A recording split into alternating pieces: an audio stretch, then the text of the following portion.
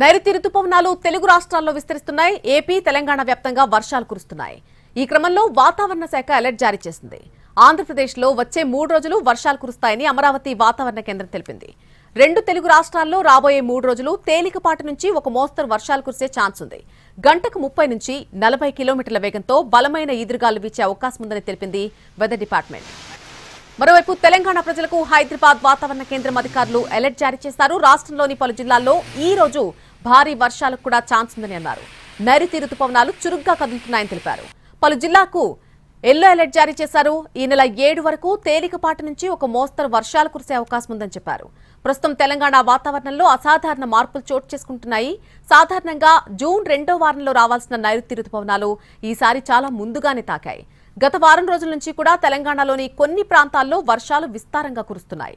హైదరాబాద్ వాతావరణ శాఖ తెలంగాణ ప్రజలకు కీలక హెచ్చరికలు జారీ చేసింది. ఈ రోజు కరీంనగర్, పెద్దపల్లి, సంగారెడ్డి, మెదక్, కామారెడ్డి, భూపాల్పల్లి, వికారాబాద్ జిల్లాల్లో ఈదురుగాలతో కూడినటువంటి వర్షాలు పడే అవకాశం ఉందని తెలిపింది. ఈ మేరకు ఆయా జిల్లాలకు ఎల్లో అలర్ట్ జారీ చేశారు.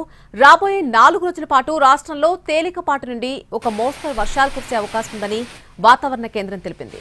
ఉరుములు, మెరుపులతో కూడినటువంటి వర్షాలు కూడా పడతాయని హెచ్చరించింది.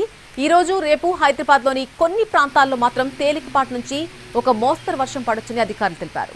ఉరుములు, ఈదురుగాలతో కూడినటువంటి జల్లులు పడే అవకాశం ఉందన్నారు. గంటకు 6 నుంచి 10 కిలోమీటర్ల వేగంతో గాలులు వీచే అవకాశం ఉందని తెలిపారు.